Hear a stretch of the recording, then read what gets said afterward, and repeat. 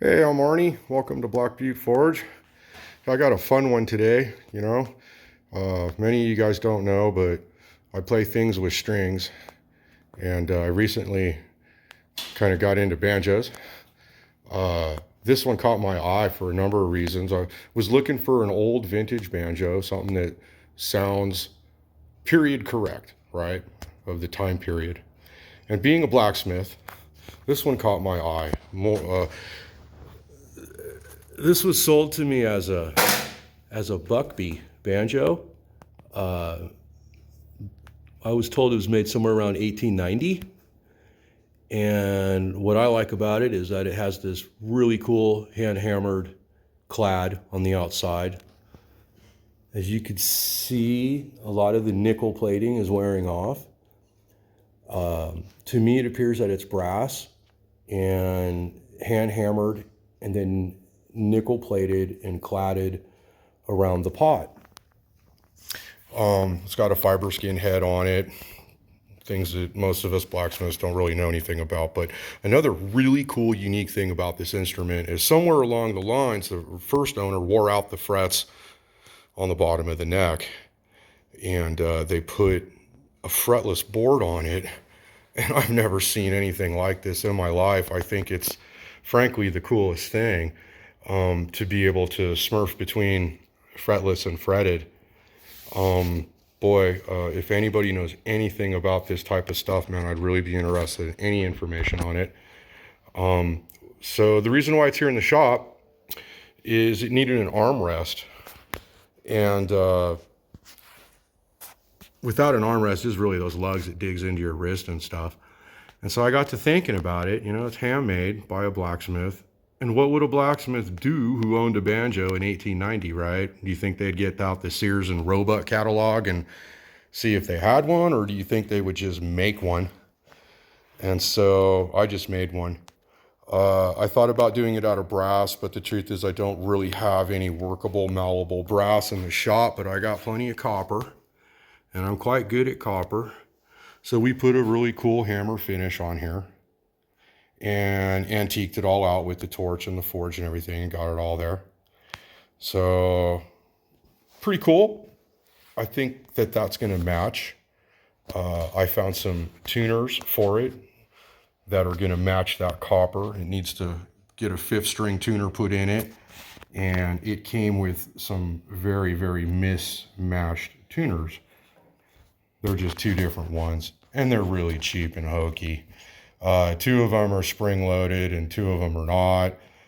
One of the spring-loaded ones, you have to go like maybe stupid sharp and then settle back down because the spring is whacked. Anyways, it's got this funky little V-shaped neck on it. I've never had anything with a V neck on. So it's very, very V-shaped right here, and it's very skinny. I mean, look at that. It might be 1.25 inches wide or something at the top. It's really, really, really skinny, really cool. And there's the inside. The inside of the pot is really clean. All the hardware's there.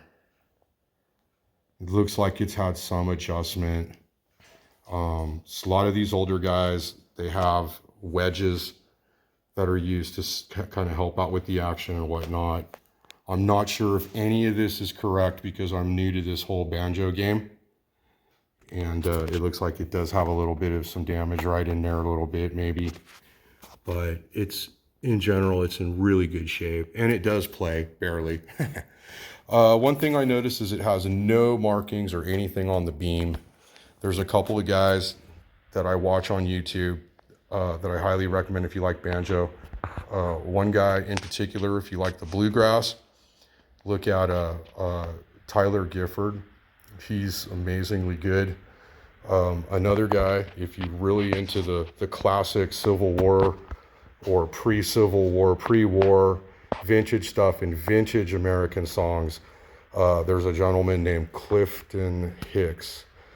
And by God, he's probably the best traditional modern day banjo player I've heard. I went ahead and subscribed to his channel and joined his channel because hell, he's that good, and I plan to learn a ton from him.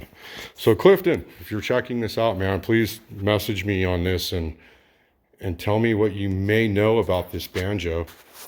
And I got plenty of stupid little questions for you on how to bring this little thing back to life, and I will bug you on your channel later. So, just something fun for the shop here this time. Cool little project. And, you know, we also got real work back there too, as you can see. Got some beautiful handrails, so we'll get some video. We're going to be making bouquets of flowers that will fit into that oval. For example, I got a couple of flowers we're going to be, you know, these are some rejects, but samples and whatnot, but we'll be getting into this a little bit later. And I'll do some more videos on how to make some flowers this summer. And thanks for tuning in. Again, I'm Arnie, Black Butte Forge. And thanks for being patient with me, you guys. We're going to get something going here this summer and start making videos again. But in the meantime, here's something fun. And we got the 4th of July coming up, so happy 4th of July to everybody.